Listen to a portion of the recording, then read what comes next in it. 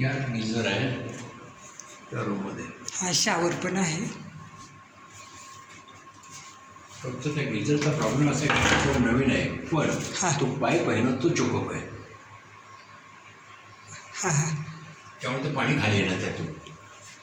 हां ते चाकप काढायला पाहिजे. वापरलाच नाही, नवीन आहे. फक्त त्या पाईपाचा घाण काढली पाहिजे.